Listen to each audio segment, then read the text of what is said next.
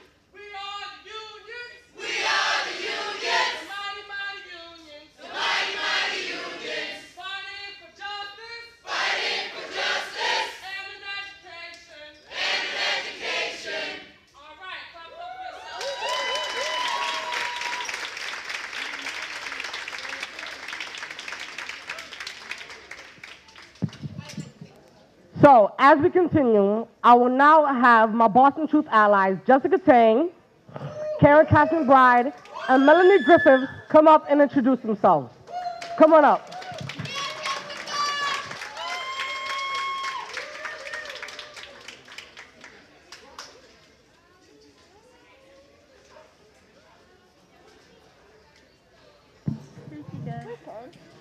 I don't know. Behind him. Okay. Hold on. Well, why don't we go ahead? If anyone has seen Karen, can you please let her know to come up to the front and introduce herself to everyone? I don't know where she at.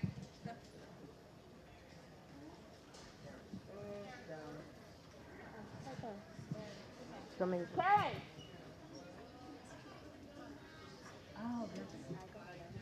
All right, welcome everyone. I'm gonna try again. Welcome everyone.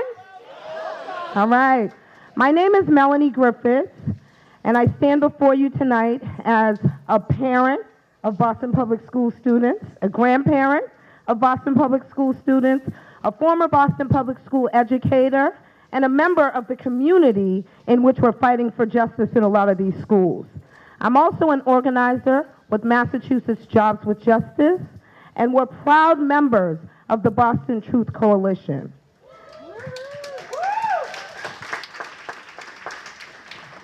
And I don't say the word proud lightly. I say it with real dignity because Boston Truth Coalition is one of the few places in our city that's truly bringing together educators, families, students, and coalition partners and community members to really allow families and students to have a true voice. As you see, I am one person that wears many hats in this city, right? And I'm sure that there's many more of you out there that wear many hats. So I'm going to challenge us today to think about how we could take the many hats that we wear and put them into good use at the Boston Truth table so that we could reclaim the promise of public education in our city. Thank you. Now I'm going to introduce you the lady, Karen Cass McBride. Why do I get that special voice? Hi, my name is Karen Cass McBride, and I am a very, very proud BPS parent because there is no better school district in the country as far as I'm concerned. So, we're all here tonight, and a lot of you are teachers and also, you know, community members, labor members, whatever, but you're also parents. So we really look forward to having you as part of the Boston Truth Coalition and the Boston Parent Union, which is a newly formed grassroots parent voice in Boston. So please join us, because as Melanie said, we all wear different hats, and we all have to find a way to work together because we are at a critical time, not just in our city. We're changing our mayor for the first time in 20 years. I don't even remember what that was like. We're changing our superintendent yet again, and we are actually at a point in this country that I really feel is a civil rights movement of bringing back the promise of public education. So let's all do that together tonight. Please, let's start that. And Jessica Tang. So good evening and welcome and thank you for coming. I'm Jessica Tang. I've been a Boston Public School teacher for the last 8 years, and I recently am actually working now for the Boston Teachers Union as an organizer because we at the union understand the importance of partnerships with the community, with parents, with students, and with concerns in labor and how we can all come together to have a more unified voice for advocating to improve schools. And so we're here today to begin to have that dialogue and to continue starting to build those relationships. And I do want to thank all of the educators who came out from the union. And the union is actually not just teachers, but we also have paraprofessionals, nurses, occupational therapists. We also have, school psychologists. And we're all in the schools working together to try to improve our schools as well. And also, yes. I'd like to thank also Richard Stutman, our president, who is here tonight, as well as other members of our staff and executive board. Thank you all for coming. And at this point, I'm going to hand it back over to Alex to go over the agenda. All right.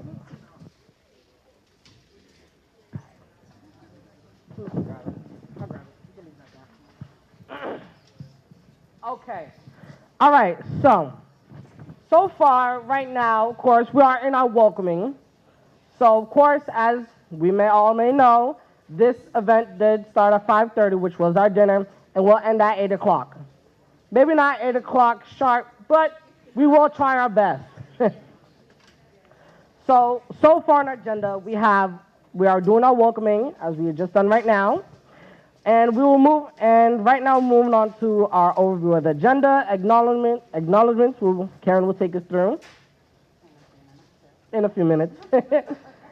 And then we'll have our national speaker, Francine Lawrence from the AFT, Executive Vice President, come up. And then we'll watch a short video that was put together by Press Pass TV. Then we'll be going over the presentation of Boston Principles That Unite Us. That will be taken us through by Carlos Rojas, wherever he may be. Oh, right there with his hand up. And then we'll go through our small group facilitated conversations. And then we'll go through our reflection and report back by Robert Lamothe, which is probably over there somewhere. And then finally, we'll go through our next steps in closing, which will be myself, Karen, Melanie, and Jessica. And then we'll end at town hall. So right now, I'm going to give it over to Karen with our acknowledgments. Thank you, Alex. Doesn't he do a great job? He's awesome. And see, I want to make clear that everything that you see tonight is actually a youth-led movement. So our youth. So let's acknowledge them first and foremost, because without them, we actually would not be here. So all of you are very important. So don't be offended if I don't call your name. I am very happy that you are here. We are extremely happy that you are here. This is a wonderful turnout on a somewhat stinky night. So I would like to just recognize some of the people that are in the room, and if I miss your name when I get to the end of this list and you're from somebody's office or here yourself and I missed you, please let us know. I'd like to recognize LeVar Thomas, who's here from Representative Jeffrey Sanchez's office. Can you stand up? Thank you. So you see, our elected officials may not be here in person, but they are listening. Then we have Rich Rogers, who is the Greater Boston Labor Council. Stand up, Rich. Come on. Sam DePina, which I'm not sure, I think he snuck out on me, from BPS. Michelle Brooks from BPS. She is our Family and Community Engagement Director. And then we have Marty Keogh. He was actually a candidate for city councilor at large, and I would expect to see him again in about a year to start running. But most importantly, he's actually proud of being a, actually a planned BPS parent in 2 years when his son's old enough. Hopefully he'll get that seat too. Georgia Hollister Isman from Mass Alliance. Georgia. And we have Suzanne Lee, who is also a candidate for city council.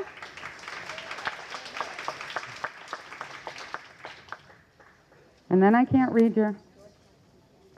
George Cott from BPS. And Barbara Fields from BEAM, Black Educators Alliance of Massachusetts. And I do want to say you'll see some of these people tomorrow night at the transition committee meeting. So I'm done. Okay, so the action here in Boston today is actually not just one action in isolation, but actually one action in a national day of action where over 90 cities across the nation are actually coming together to reclaim public education and bring public attention back to what needs to happen in public schools to make our schools better. So we are lucky here tonight to have the American Federation of Teachers Executive Vice President Francine Lawrence, who can help us to get a better understanding of what we're doing, how what we're doing here in Boston is connected to what's happening in cities all across the country. Francine Lawrence is, like I said, the Executive Vice President of the American Federation of Teachers. She was a classroom teacher, a speech-language pathologist, and in the Toledo public schools. She's the former president of the Toledo Federation of Teachers and a natural leader in the Peer Assistance Review initiatives. And so many other cities have looked to Toledo's model for how to do peer assistance and review. And I'd like to ask her to come up and give us a little welcome and national context for what's happening today, not just here in Boston, but actually, again, in over 90 cities across the country.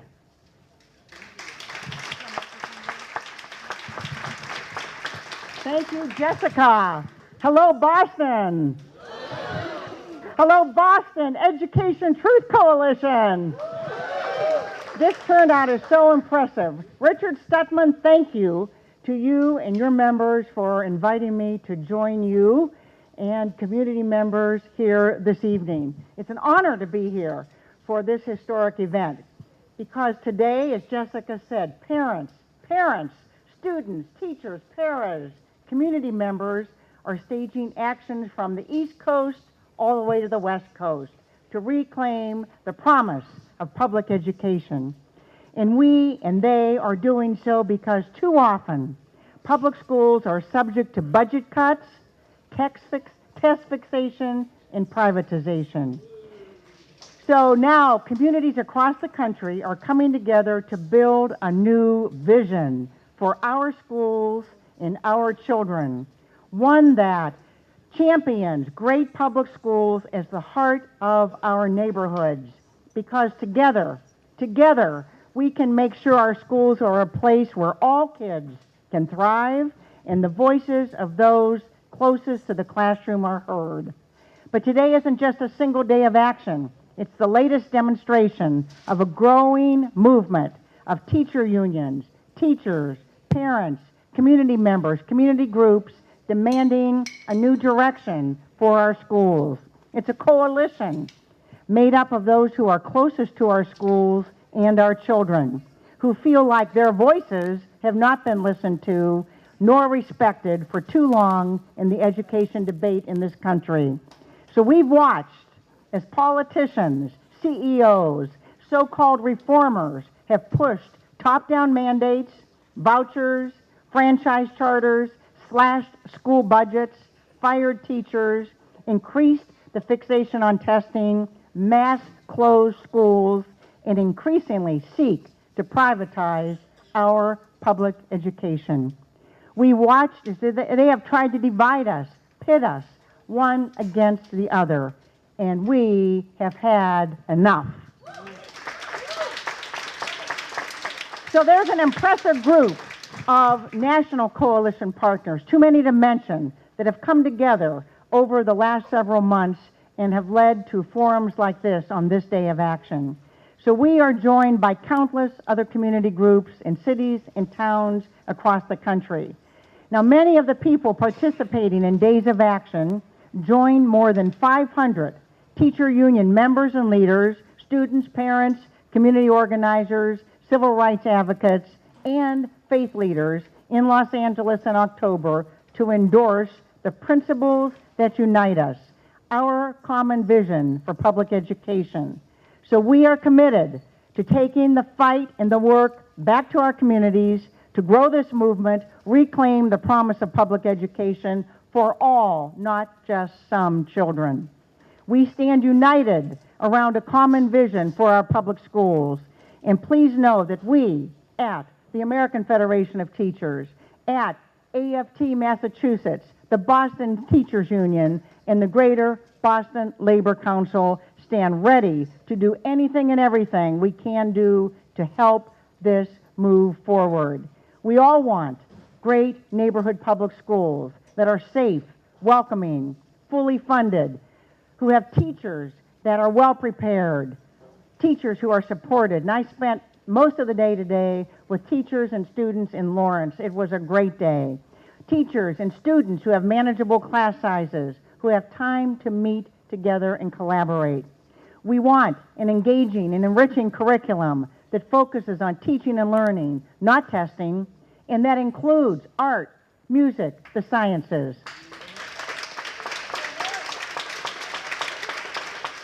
We want our schools to be the centers of our communities to ensure that children and their families have access to wraparound services to meet social, emotional, and health needs of our children and their families.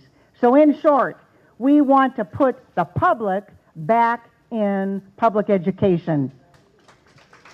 So we will continue to build on this day of action. We will turn this moment into a movement with your help.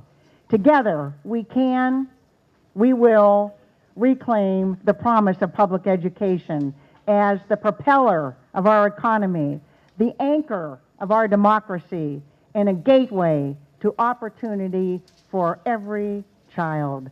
Thank you so much for allowing me to be with you tonight. I look forward to the evening.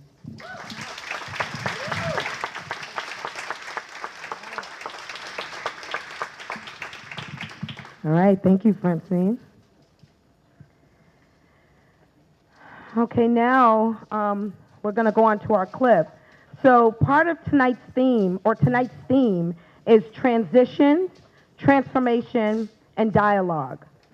And as a result, we have interviewed members of the coalition and put together this piece that was put together by Press Pass TV. Press Pass TV is a youth-based media television outlet, and some of the youth from there, Lourdes, Petruska, and Tiana, made a short video with the assistance of Matt and Kara from Press Pass TV. So let's watch.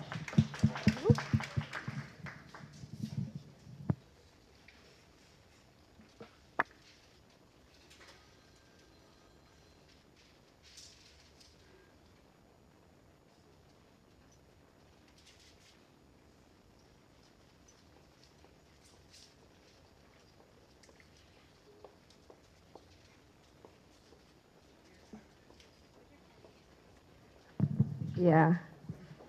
So Kara's going to come and assist us with the technology.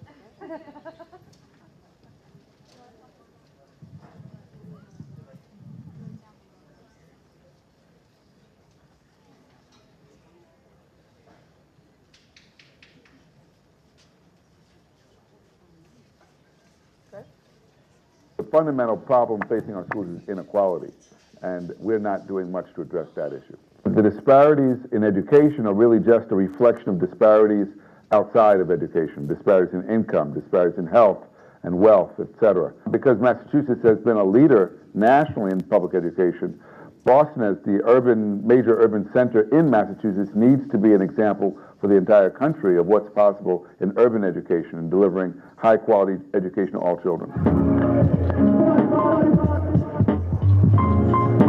My name is Mary Jo Hetzel, and I'm a member of the Coalition for Equal Quality Education. Pedro Noguera. I'm a professor of sociology at New York University. My name is Karen McBride, and I am a parent. My name is Carlos Rojas Alvarez, and I am an alumni staff for the Boston Student Advisory Council, BSAC, and one of the leading youth advocates in the Boston Truth Coalition. My name is Alexander Roman, and I'm a student at Snow International. Kalita Smalls, and I'm a parent. My name is Margie Crosby. I've been an occupational therapist working in special education in the Boston Public Schools for the past 20 years. So now that we've elected a new mayor during the transition into this new administration, I think it's really important that the administration, the mayor himself, understand that our school system is really challenged right now. Public schools need support because our public schools are serving the neediest kids, the most disadvantaged children, and they typically can't serve them alone. They need help. They need other resources. We shouldn't be having to run bake sales and chase grant after grant to meet the basic education needs of our students. We haven't been paying attention to the resources that are right in front of us, the parents, the students, and the teachers. Parents and young people don't have enough voice and real meaningful engagement in what the system looks like and how it's actually run. They need to sit down with youth organizations and hear from the youth directly about what their issues are, not just for a quick minute or two, but spend repeated times talking with different youth organizations, and particularly Boston Truth. Part of the driving principle behind the Boston Truth Coalition, BSAC, the Young Coalition, is that young people actually have the solutions we need and really are the ones who understand the most what's going on in our schools. Because the youth and the students in the school are the ones who actually know the problems and actually do know the solutions before the adults do. We want newly elected officials to know that we're ready and willing to work with all the stakeholders in the schools, with the parents, with the students, with the administrators, to really make the Boston Public Schools the best that they can be. There's no silver bullet. There's not one size fits all solution. They need to come in with an incredibly open mind to figure out different solutions. The quality of education in Boston is something that we all have a stake in. For the future of education in Boston? It is a vision that's more holistic, that recognizes that we've got to address things like the art, music, as well as health and safety. They're all part of meeting the needs of a child. We know that one of the biggest barriers to education for students is the fact that they're coming to school with health issues that are not being addressed by our healthcare system. So what would it look like to actually bring healthcare to our schools? Starting at birth, we should be addressing the needs of the society in order to close the achievement gap or deal with the dropout rate, because it all starts at home. I think the most important thing that could happen is for teachers and schools to look at every single student and encourage that student's particular fundamental life purpose and life interest and passion of the student.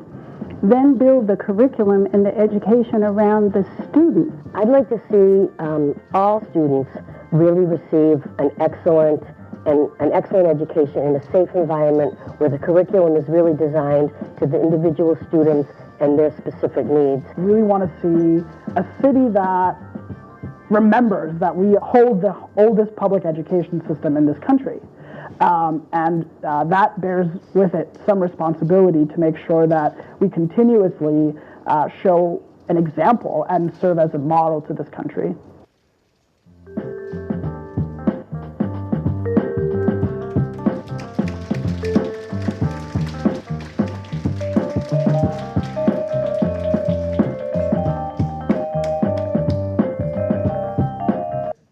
And now we're going to welcome up Carlos Rojas to present the Boston principles that unite us. Cool. Thank you. How's everyone doing so far? Good? Okay, great. Let's just get the energy up a little bit before we keep going. We're going to, in a few minutes, get to sort of the primary sort of activity for the night. So before we get to that, I want to hear some noise from the students. Let me hear some noise. I want to hear some noise from the parents. I want to hear some noise from the teachers. Oh, wait a second. I want to hear some noise from the students. All right. I want to hear some noise for the parents. From the administrators. Awesome. Now I want everyone to give me some noise. Ready? 1, 2, 3. Okay, cool. So before I begin, I wanted to introduce just a couple of, and sort of acknowledge a couple of people that just walked into the room.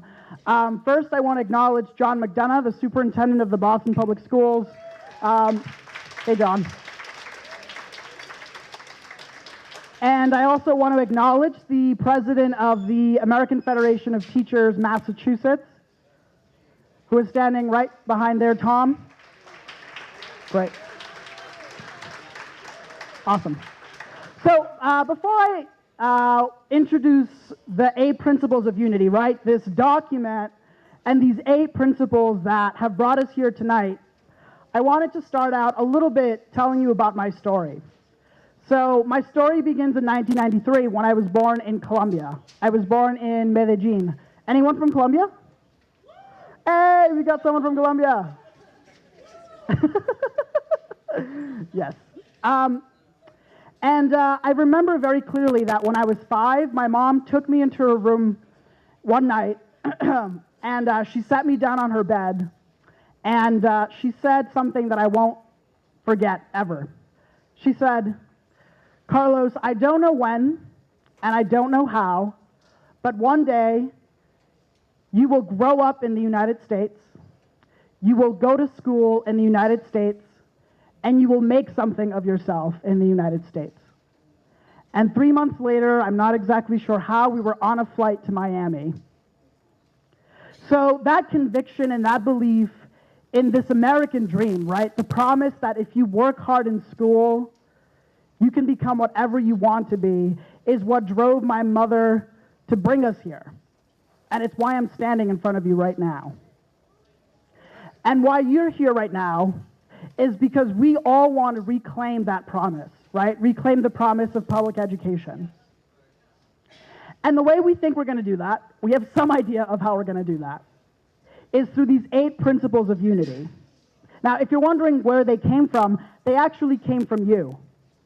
So over the past few years, students have really been able to students have been active for decades, but I'm going to give you my perspective. So over the past few years, students, my colleagues, we've really stepped up to listen to each other, right? Because if there's one thing that we do know is that students who are in the classroom 5 days a week, 180 days a year, really know what's going on. We really do understand how we can fix our schools.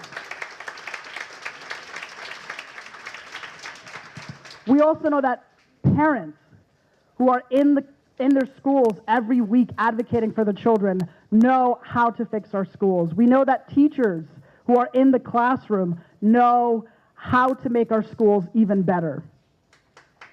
And so we started talking to each other, right? This really crazy idea of getting students to actually talk to their teachers, to get teachers to actually talk to parents, and figure out how we can work together to make this happen. So today we'll explore a little bit about the 8 principles of unity. I also just wanted to say that this process has been going on for years here in Boston, right? So I'm just going to give you some snippets. We had hundreds of people come through the Social Justice Educators Conference. Who was at the Social Justice Educators Conference? Awesome. So we had hundreds of people from Boston, teachers, parents, students, community members, who came together to figure out what we need to make Boston Public Schools a better school system. The Community Advisory Board of the BTU has led tremendous community sessions to listen to community members about what they think of our schools.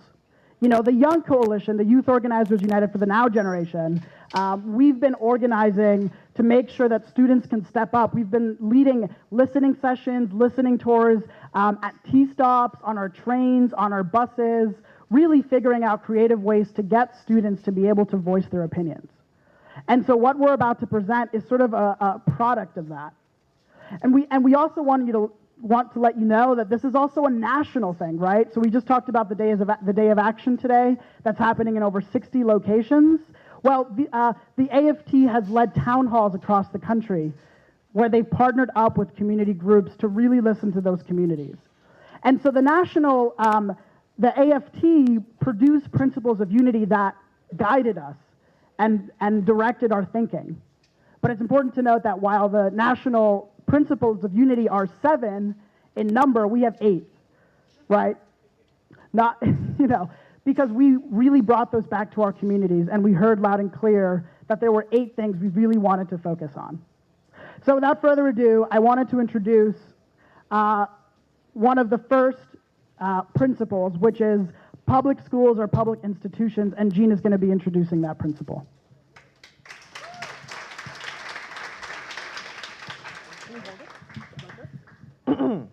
Hi, my name is Jane Charles. I am a BPS alum. I graduated the John D. O'Brien School of Math and Science at the 2012. I'll be reading the principle of public schools are public institutions. Our public schools should be guided by commitment to provide all children with the opportunity to attend quality public school. And what that means to me is that it doesn't matter where you're born, where your parents were born, how much money they make, where your grandparents were born, what religion you follow, what sexual orientation you are, wherever you stand in life, it doesn't matter. You are guaranteed and you have a right to an education, a quality education at that. Thank you. And now the second principle, our voices matter, shall be introduced. Hi everyone, my name is Julie. I'm a sophomore at BCLA, and the principle I'm reading is Our Voices Matter, meaning that those closest to the education process must have a voice in education policy and practices. In other words, all of us in those learners' chairs, teachers' chairs, and everyone involved in the system should have a say on how the system works.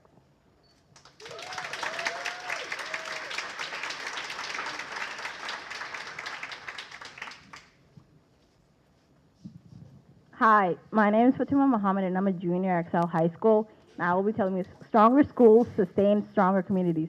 While they cannot single-handedly eradicate poverty, schools can help to coordinate the supports and service their students and families need to thrive. So basically what this means is that we all know that poverty is a cycle that continues on for generation and generation. And I strongly believe that having a strong education will be the path to end that poverty, the path to poverty, I guess.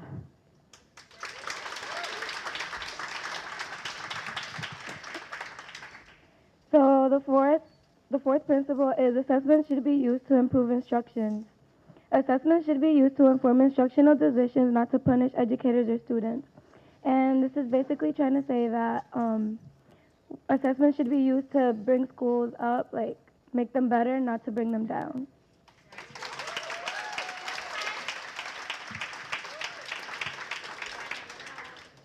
Students need access to rich and variety classrooms, experience to grow both academically and personality, harness their unique skills and interests, and realize their full potential. What this means to me is basically, yes, we need, with education you need academic, but also you need physical activity where you could learn English and writing, but you also need stuff where you're physically learning stuff where we could use in the future. Thank you.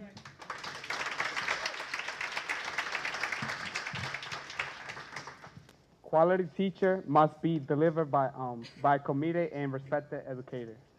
Our teachers should be well trained, supported, and given the opportunity to assume leadership roles in their schools as well as in policy setting on a broader scale. This is important for me because I have been working with Sociedad Latina for 4 years, and I only focus on one thing. I think it's important to fight for a better education, and that for me is having better teachers for ELO students. So I've been part of the ELO task force, and now I'm taking a leader role in the ELO youth advisory. And I still think that students should be given a voice, and teachers should sit down with a student and get to know them. So I think that's why this principle is important to me.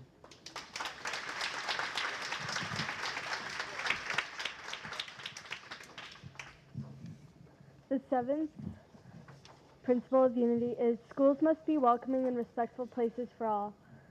That means that our staff in our schools should be well trained and supported and given the opportunity to teach and be respectful to our students. This means to me that students should not feel that they are left alone. They should have the right to be feeling welcome and be in trust with their teachers.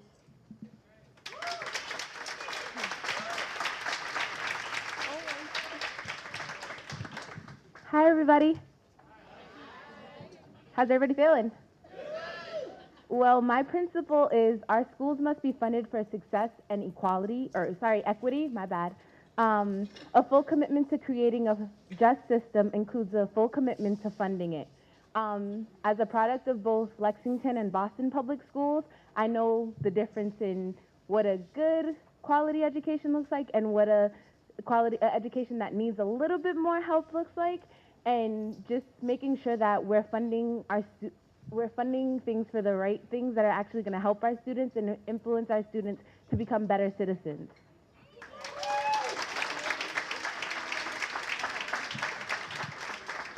Cool.